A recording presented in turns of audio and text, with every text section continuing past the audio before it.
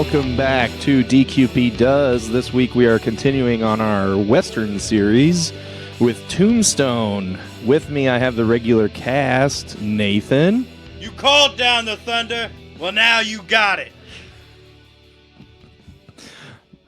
Okay, Russell. I'm your Huckleberry. All right, well, I'm your host. Let's skin this smoke wagon and get on with it.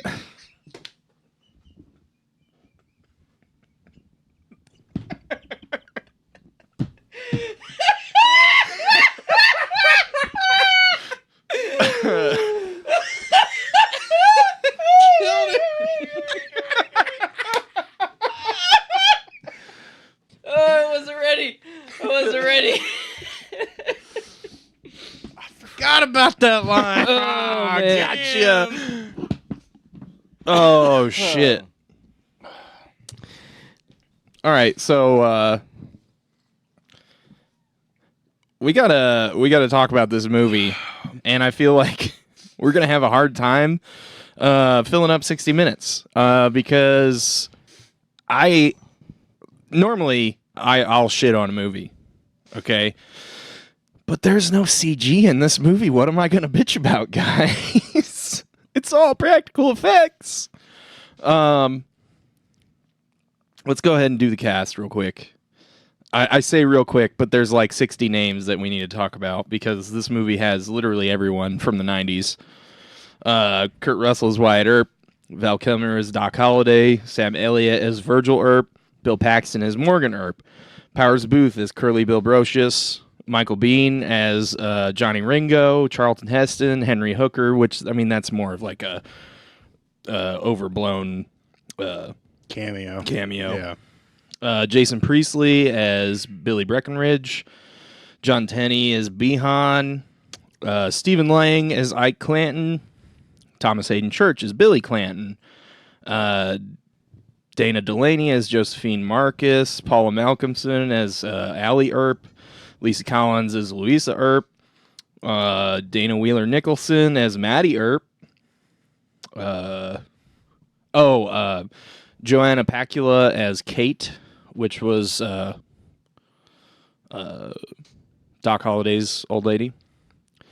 I look like common law wife, I guess, because that's how all those wives were. They were never like if I looked at the Wikipedia, so did Russell, but all of the wives were listed as common law. They weren't actually married in a service, I imagine. Right. Michael Rooker as McMasters. Let's see. Harry Carey Jr. as Marshall Fred White. Billy Bob Thornton as Johnny Tyler. It just keeps going. There's so many fucking people in this movie, like Billy Zane as Mr. Fabian or Fabian. Like everyone that is a character actor or less than an A-lister was like a side character or one of the cowboys, and then like a bunch of A-listers and B-listers were the Earps and Doc Holliday. It was crazy. Yeah. So the cast of this movie is just like obscene. Yeah, it's bonkers. Yeah. So it's like I can't think of another movie in the 90s that was this packed. Yeah. There are some movies that are like that. I mean, like I think Monsters Ball had a lot of that was a few years later. Yeah. I was gonna say even then. I think Monsters Ball was 2004, 2005, maybe. Yeah, but it wasn't packed like this, though. Yeah, so there's a difference. The amount, like these actors had to read the script and go and just be like, I can't pass up this movie. Monsters Ball was 2001. Sorry, 2001, because the budget. I mean, how did they afford all of these actors for this movie? Yeah, you know what I mean. Like this had to have been a passion project for a lot of these actors. Well, I think some of them it was before they got like their TV shows and stuff, because like some of them are TV people, like Hayden Church and stuff. Well, maybe, I don't know, 93. I mean, like, I know Val Kilmer, Kurt Russell were already big.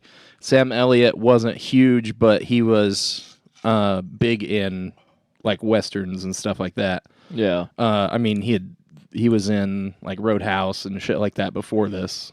Right. Bill Paxton was obviously pretty big at the time. Powers Booth is not like a A-lister, but like he's always like the bad guy in like big budget movies, I guess. Yeah. And I also wonder if maybe our sense of the movie is a little off just because of when it came out. So, like you're saying, you know, Right. some of them aren't super popular yet. Like Stephen Lang. Like, I know he was probably more of a character actor at that time than he is Right. now, where he's still not huge now, but I feel like he plays bigger roles. Yeah. Although in this movie, probably not a goddamn thing would have happened if Ike Clanton wasn't a huge dickhole. Right? Right. Well, it was in 93, right? Yes. Okay, so let's think about it. Who was Billy Zane in 93? I have no idea. Nobody, probably. Probably. What did he do?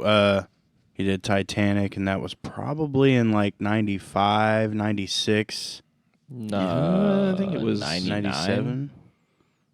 I can just say 90s years, and that would just eventually I'll nail it. But anyway, 97. okay, 97. and he did The Phantom. Uh, When was that? 94. Yeah, but still not a real big name. Okay. 96. 96. Wow, I'm super off today. Yeah. Okay. So and what was it? Michael Biehn. Yeah. I mean, he did Terminator. That's the only other movie I can think that he was in. No, he's in other stuff. Aliens. Okay, Let's I see. forgot about Aliens. He was a big role in Aliens. Let's go back. But But you can break down the other characters. Like Bill Paxton was kind of hit and miss then. Oh, yeah, for sure. You know, I think after Twisters, Also, when everything shot up a lot. Yeah, for also him. an Alien franchise. Right. Well, in Weird Science, probably Yeah. my favorite role he did. Sam Elliott's just kind of had a typecasted career and Right. it blossomed more later, especially now with the ranch and stuff like that. Like that, you know, reinvigorated his career. Yeah, Michael Biehn was not in a whole lot other than not anything that I recognize off the top of my head. You know, Aliens is 86, Terminator's 84. I don't know. These look like horror movies that I never heard of. The Abyss was 89. He was in Navy SEALs. Do you have Navy SEALs? I don't have Navy SEALs. God, I wish I had Navy SEALs. You mean I got to drink this coffee hot? Sorry. That was good. That was good. We'll talk about those movies at some point too. And I look forward to it. Fuck yeah. Maybe we should even watch Navy SEALs. Just to do that To do joke. it. Yeah. Clerks, the Navy SEAls, Mallrats. And then just keep going like that. It only goes in that genre because of Clerks. Yes, Like, because yeah, of Clerks. okay. Yeah, if you get that joke without us explaining it for the last 2 minutes, good job. And we thank you. Yeah. Thank you Are for we listening. gonna do DQP does Kevin Smith? Yeah. Only if we really get to do Kevin Smith. Yeah. Kevin Smith, we want to do you. Yeah. And then we want to bitch about Unedited, some of your movies. uncensored, no DQ. I mean, just sorry. No, go for it, man. Fuck. Plug your shit. Something that we haven't done on this show is like any plugs or being like, hey, here's the email or Well, you we know- like shot your Twitter out a couple times. Hold We'll on. do that at the end. By the time this comes out, I might not have a show anymore. I don't ever know from 1 week Did to we? the next. Are we gonna air the episode this week? Damn like, it! Like, did they say anything that, or did anything happen where it's not going to be reparable or editable? They record tomorrow. Oh, okay. They're not there yet. All right. Yeah. All right. Well, they still have a chance. Just don't fuck it up like episode 10. Yeah. Well, you know, 10 weeks later, this episode will come out. So. Yeah, What an ugly thing to say. No, it's actually a time-accurate statement. I mean, I could do them all in like a week and then just fucking dump a bunch of episodes for no reason. We overload everyone's Yeah. phones. 2 episodes a day, baby. How did I get 10 freaking episodes? Yeah. So anyway, This movie was great. this movie was really good. There is one thing I know the scene that I'm about to bring up. Russell had a problem with, because he brought it up while we were watching the movie. When Morgan dies, Kurt Russell is like holding his head. This isn't the problem that Russell had with it, but it's an effects thing. So this is my bag. He's like holding Morgan's or Bill Paxton's head, right? And he's like brushing his forehead. His hands are covered in blood. And fucking Bill Paxton's face is clean. This bothered me when I was a kid watching this movie. It was dried blood. Yeah, well, it's glistening. So It was glistening on the top of his thumb. yeah, on the top. Well, it's probably because they've done the fucking scene like 25 times, and they were finally like, okay, you died in a way that we will put in the movie. But he's like already rubbed all the blood off the like palms and fingertips and stuff, and they've wiped his face off a dozen times. Bill Paxton didn't want anything on his face. I don't care. Yeah, You he need was to- just you like, need don't to get it be- on my face. You need to be that actor that like doesn't give a shit if they get fucking slimed or whatever for the purposes of the movie. They're not porn stars. I didn't say I said slimed. Like I was thinking Nickelodeon. So we are so vastly different right now. The scene where with Kurt Russell in it, where Bill Paxton is taking his last few breaths. Yeah, it was a good I scene. really enjoy that part. Prior to that, when he gets shot, I have a couple issues, and it's really my only issues throughout the movie. So the whole movie is real smooth, Yeah. and there's no like weird jarring moments up until when Bill Paxton gets shot, and Kurt Russell's out in the rain, and he's holding the red bandana that symbolizes who is a cowboy. Yeah. And when Bill Paxton gets shot, Gang colors. there's this weird, like, slow motion thing that happens that looks like it's from, like, a made-for-TV Lifetime movie. Right. And I understand that, or, like, that decision. Okay. So part of what's wrong with that scene is that it's like the stuttery slow-mo, Yeah, right? right. So in 93, I'm sure the technology had been developed, but it's still ridiculously expensive to shoot in movie quality Right. at that many frames per second. Right. We talked about this in the Ragnarok show. Right. About the Valkyrie scene, how it was all slow motion, but it was beautiful, and it was like the way that it was with like everything looking kind of oil painted and kind of chrome at the same time and everything, and it looked amazing. Yeah. And how expensive that one like 90-second spot in the movie was. Now imagine that being like bleeding edge technology, and just to do it for him to hump a fucking pool table. Okay, so that's, and I've been watching. I mean, we've been talking about this not on the podcast, but I've been watching Criminal Minds, and they for some reason do slow mo in the first couple seasons all the time, and it's that stuttery shit slow mo. But that's because at the time, even in like 2003 or whenever that show started, Right. it was still so expensive to shoot that enough frames per second to make it smooth. Yeah. Make the slow-mo look good. Right. So my question would be, you know, so say you shot it and then you see the way it looks. Why do you still put it in the movie that way? So, Because I feel like it would have like, because that's a very emotionally charged moment. right.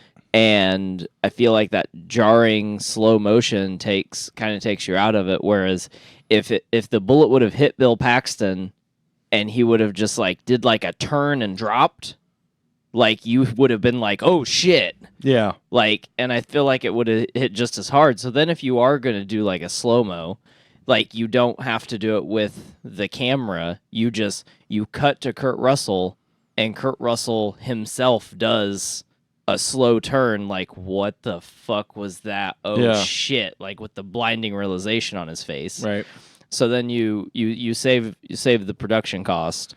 And then you also I feel like you get a stronger effect. Well, I agree that I don't like that effect, but I think it's partially because we're spoiled 30 years later or 27 years later or whatever.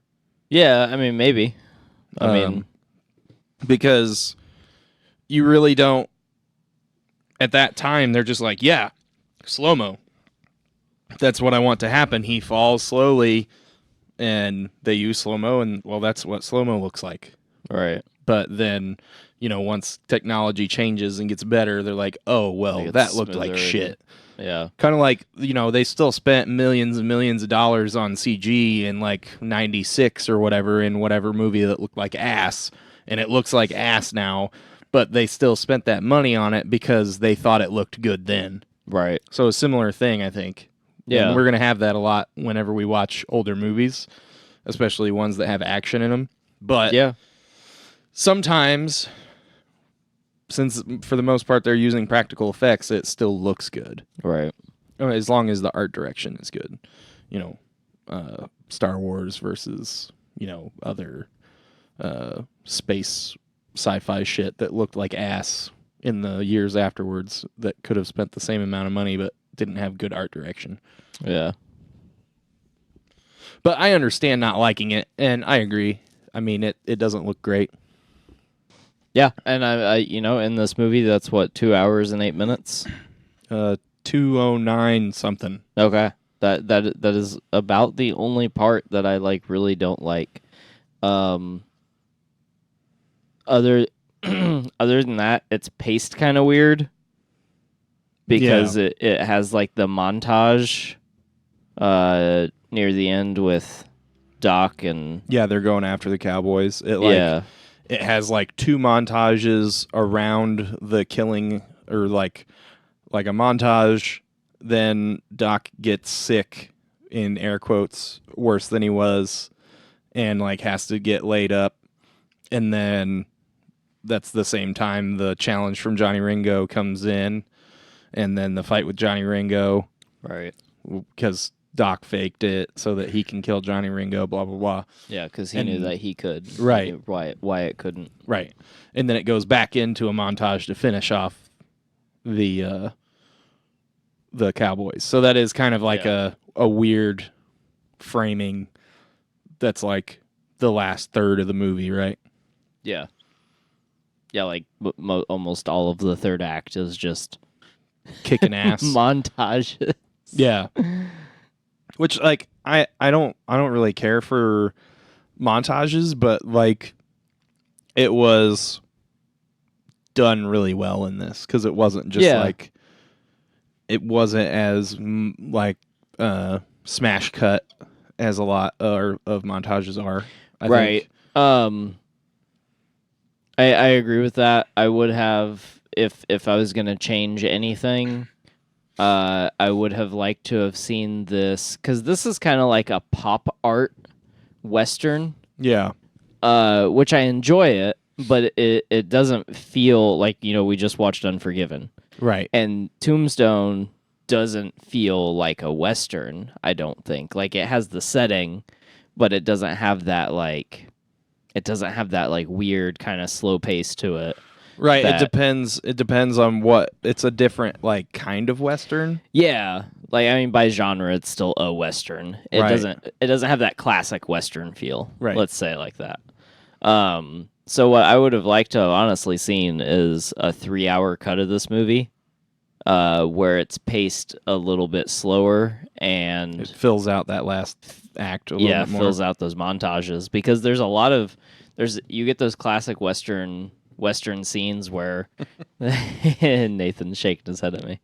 You get some of those classic Western scenes where the two cowboys are just riding, and they're just riding on open plains, and then they get to the place they need to get to, and then they hunt someone down.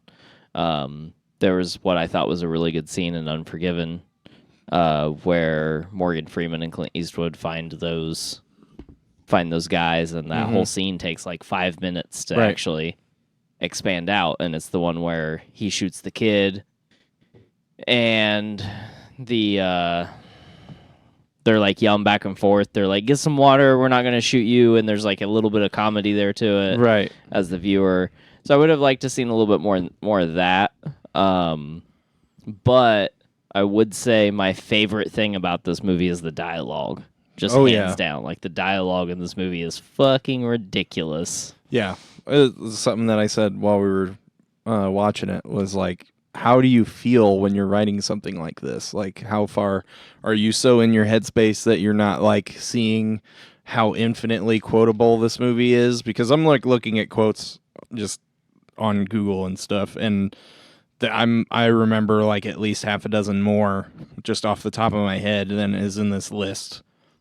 And I guess there's only 10 in this list, but I mean, most movies you go through the quotes and it's like, that line was okay. These are all fucking ridiculous. Yeah. I'm glad this movie wasn't Unforgiven. It was paced fine. Yeah, I mean, I don't like okay, if I'm gonna watch a 3-hour movie with Kevin Costner in it, because that seems to be what you get when you watch a 3-hour movie. It's different. Like, the storytelling is different, I think, in that. And in Tombstone, you don't need that. Like, you get that there was a shitload of cowboys that needed killing, and like, I understand, the classic Western, like going through the prairie and all that stuff, but yeah, because sometimes it's too drawn out. They have those scenes in this movie, right? But they're not like 45 seconds. They're 5 seconds. And maybe in the old Western movies they did that to show like the technology that they had to be able to film the beautiful landscapes / Hollywood lots that they could do, you know what I mean? Because not all of it was on set shooting, or it was always like probably in a lot. I think for it's most of it honestly a sign of the times changing and the attention span of the audience, because any old movie you go back and watch, like take Breakfast at Tiffany's. There's Tiffany's? like Breakfast at Tiffany's. There's a whole like 2-minute scene where there's no talking and it's just her getting dressed. Yeah. Like putting jewelry on, putting makeup on. Right. And you look at a lot of those old movies and there's a ton of scenes like that throughout them. Like, I mean, if we do sit down and watch like Casablanca or something like that, we're going to see that in there too, just because that's like the media has changed in a way, and it's hard to decide if it's the audience losing the attention span or if it's the audience has lost the attention span because the medium has changed. Yeah. So 6 of one, half a dozen of the other. Yeah. So I think that's interesting to think about it in that manner, because especially us going back watching some of these older films, because even with Tombstone, like Tombstone isn't a mile a minute. Right. And if it was made today, it would be the Expendables. Yeah. Yeah. It'd be the Expendables and it'd be a half hour shorter. Yeah. The scene in the rain would have been like 15 seconds instead of like a minute and a half. Yeah. Half the conversations would have been cut out and all that stuff.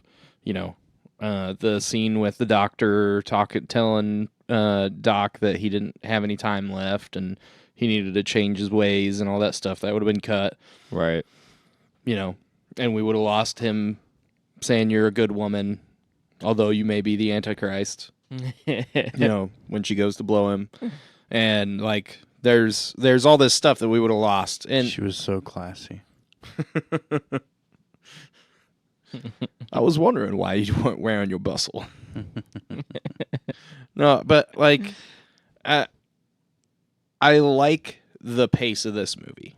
I agree that the end, like the last act, is kind of funky. The way that it's like, Right. you know, well, there's actually 2 fights in there because it's like, or is the Curly Bill fight right before he gets sick, or is there more montage in between? You're right. So there's montage, Curly Bill Curly fight, Bill, montage, sick, Johnny sick Ringo, Johnny Ringo, montage, and then End it of the ends. And yeah, the end is kind of funky.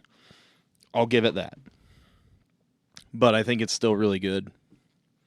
And I enjoy the pacing of the movie. I think it gets it's real meat and potatoes with like all of the window dressing is amazing dialogue. Yes. Basically is what you're looking at. Like Yeah. you're getting this great steak dinner with fantastic like garlic potatoes and this asparagus. You're like, I don't know, I don't usually care about asparagus, but then you taste it and you're like, holy shit, this is awesome. So you got like the steak of the plot and the action, and then the potatoes of like the characters and the actors being amazing at their characters, and then this asparagus that you didn't think was going to be any good, but it's fantastic, the writing of all the dialogue. Right. But you only have 45 minutes to eat it. Yeah. And you're like, fuck, I'm kind of rushed. Whereas like me and Nathan are like, I could eat that in 20. Yeah. But you're like, I want to savor it. So you want more time. You want like 90 minutes, 2 hours. Yeah. And we're like, we can eat this in half an hour. Or less. Guaranteed. I'm not a fast eater, actually. So I'm just trying to make a fucking point here. It's an Yeah. allegory. And it that's was interesting. inaccurate. So That's interesting because Nathan says he's not a fast eater, and I'm super fast eater. Like Yeah. my plate is gone in 5 minutes. Like my food is gone before the credits are over at the beginning of a show I'm trying to watch. Yeah. Even though I spend 20 minutes picking out the show before I touch my food. Right. But That's how I am. Nathan likes his movies to be right there. Yeah. And I like my movies They to can be be spread out a long. little bit more. they just need to be engaging. No, well, that's what I'm talking about. Like Like the a 3-hour pacing of it. movie is good. It has to have good pacing, and it can have slow parts. That's fine, but it's got to be engaging. Yeah. It's got to have something ticking.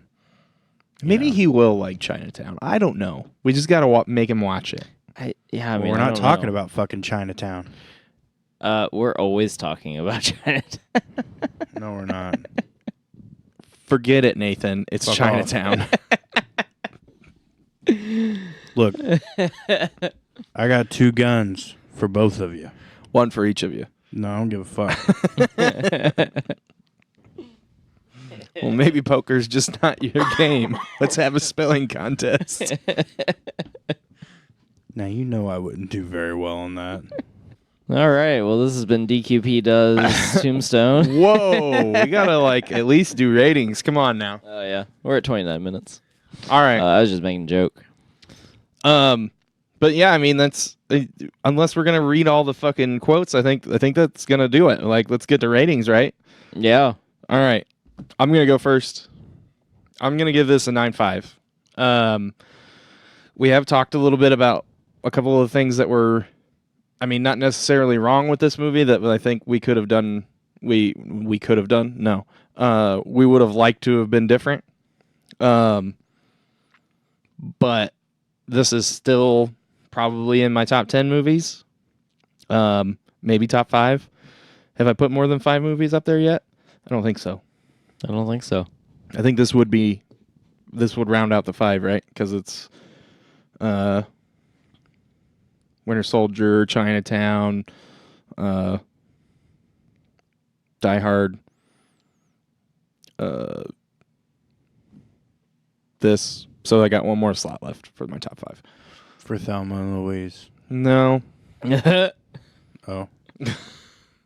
I assumed. Okay.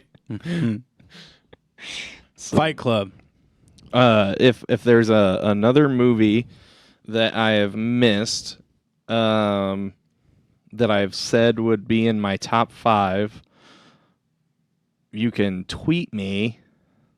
I don't Twitter's taking forever. I don't even remember my own fucking name. At smreed86 on the Twitters. Dude, you gotta be professional and have your shit like locked down in your brain. It's what editing's for. Tweeters. Twatters. Ooh. Tweeting the twats. 10 weeks ago, we were tweeting some twats. Or twatting some tweets. You were trying to, and it didn't make it on there. 11 weeks ago. All right, Russell, what are you giving it? All right. My favorite thing about this movie is Val Kilmer. Oh, for sure. Also like Kurt Russell.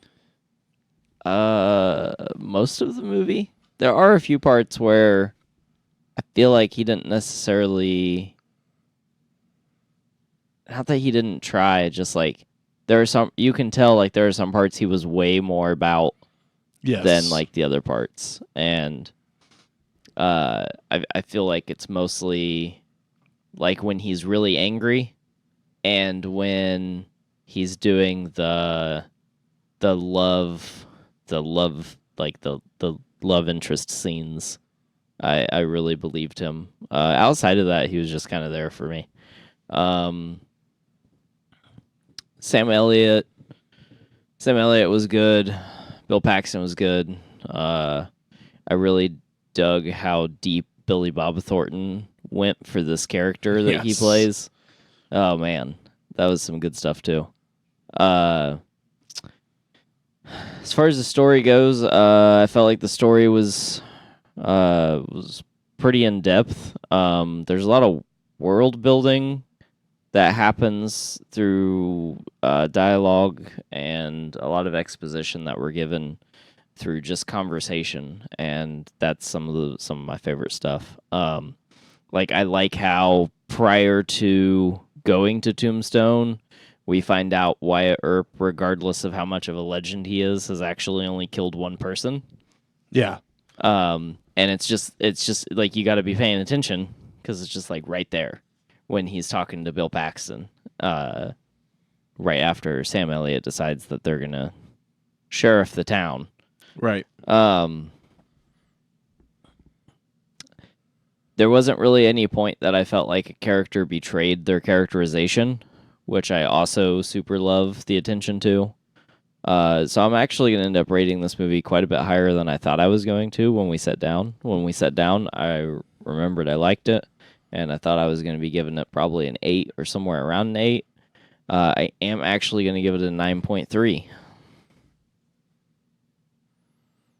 Yeah, because we said that during Unforgiven. You were like, oh, the highest I'm ever going to rate a Western is an 8, and that's going to be Tombstone. Yeah.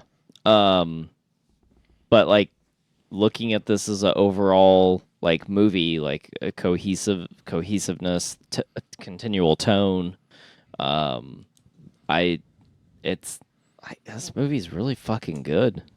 Yeah, no, I think it's really good. I was actually sorry, Nathan, but I'm gonna pause on you for a second. I went back to Wikipedia and looked to see if it won anything, because I figured, at least Val Kilmer's Doc Holliday would have gotten recognized in some way.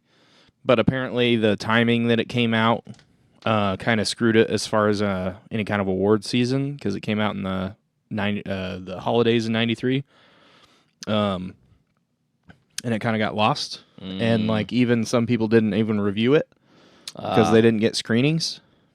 Okay. So it seems like it just kind of got shafted by its own distribution.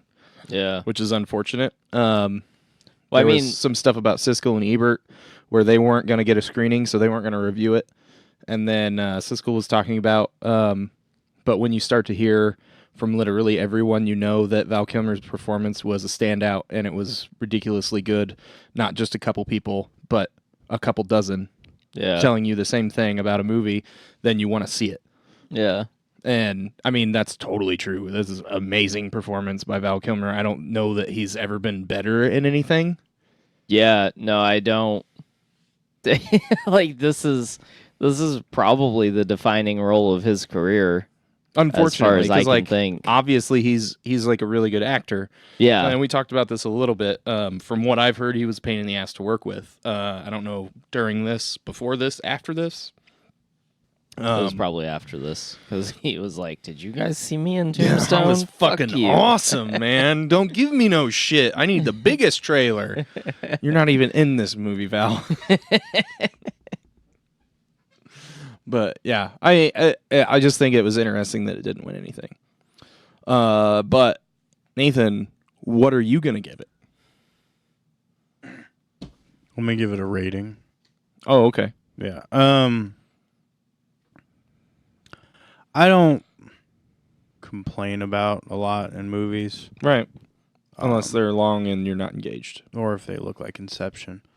So, yeah. Still on With that Tombstone, joke. the first time I watched it like when I was a teenager, Mm-hmm. and I didn't grow up, watching it like other people have. So I've only seen it probably 3 times. Oh. But each time that I've watched it, I've enjoyed it thoroughly. And I don't know how you can dislike a movie at all that's got like Bill Paxton, Kurt Russell, Sam Elliott, and so on and so forth. Yeah. Val Kilmer. Like, it's an all-star cast that all did a very great job Mm-hmm. in the movie. I mean, it's fucking Kurt Russell. Of the all-star cast, I think the weakest is probably Bill Paxton, but that doesn't mean he was bad in it. No. I don't think he had hit like his time in Hollywood yet. No, I mean it was also the character. Probably, because it was like a side character. Yeah.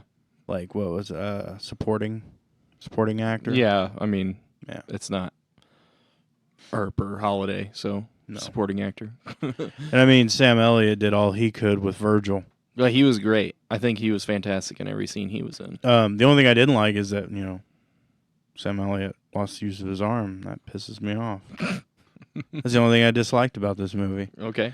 So I'm gonna give it a rating. Is that a Diamond's Royal Flush? Yeah. Okay. Because I think it's a diamond. And it was obviously a diamond in the rough, then it got lost in the shuffle of the holidays of 93. Yeah. But I think that's a real shame. That's messed up. Like I think it should have gotten like, a Golden Globe or something, at least for Val Kilmer's performance. Yeah, I think Val Kilmer should have walked away with something, even if he wasn't particularly meaning to. Because like you can watch a movie and tell if it's fucking bait. Yeah. Like, Even like, in the 90s. Yeah, especially I would maybe say especially in the 90s. Okay. But there's not really anything about this movie that I feel like it was baiting for awards, which is probably why it came out when it did, because they Right. were probably like, "Fuck it, they're just Yeah, gonna it's see just what an it action-y does." western, Yeah. and then it was like, fuck, this was so good. We should have come out like 6 months earlier or 3 months later. Yeah. All right. I also don't think there's a sense in having a 10 scale if nothing's ever a 10.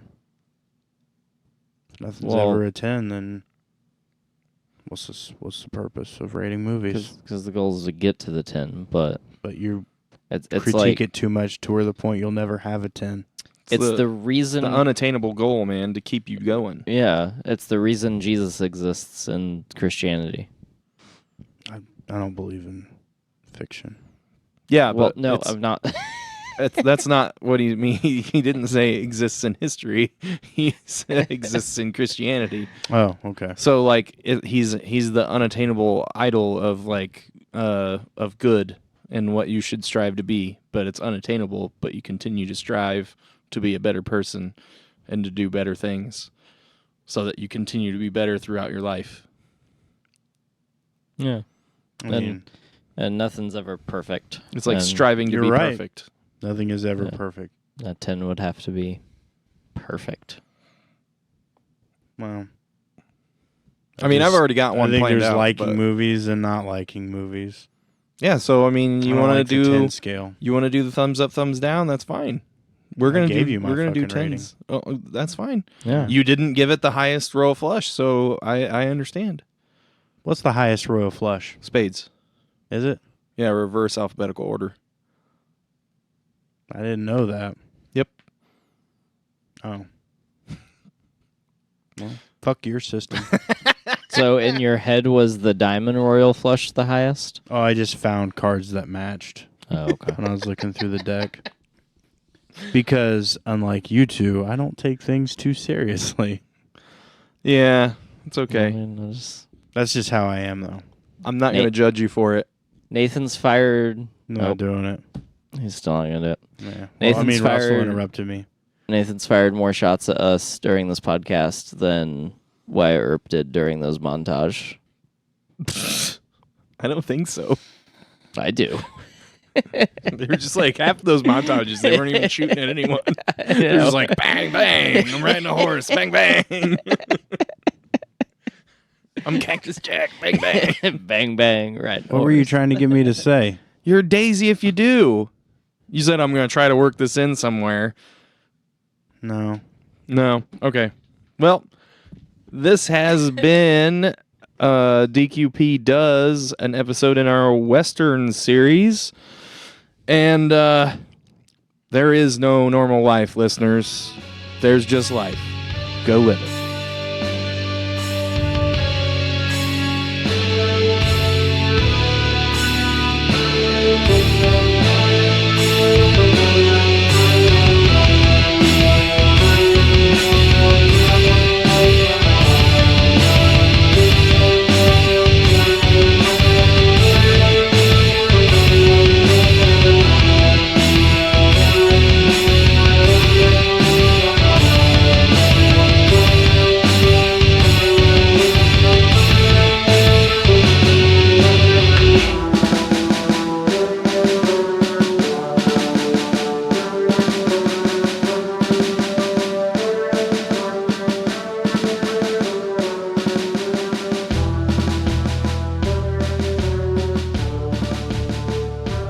This is like the opposite of what should be happening. I don't know what Usually Nickelodeon I'm you in watch. the fucking...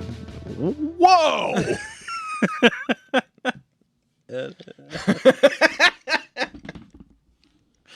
I hope that's far enough apart. So I really liked the way Bill Paxton. Start that over.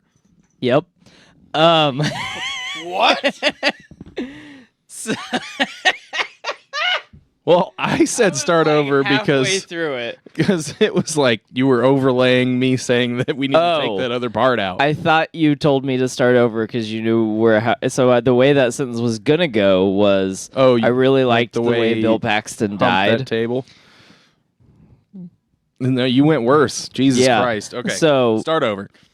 edit. I set you up. Yeah. Shot you down. No, I'm not reading the line. Okay. No. All right. Make my own luck. That was a Billy Zane quote from Titanic. Jesus Christ. Fuck you. This has been a production of the Drafty Quarters Podcast Network.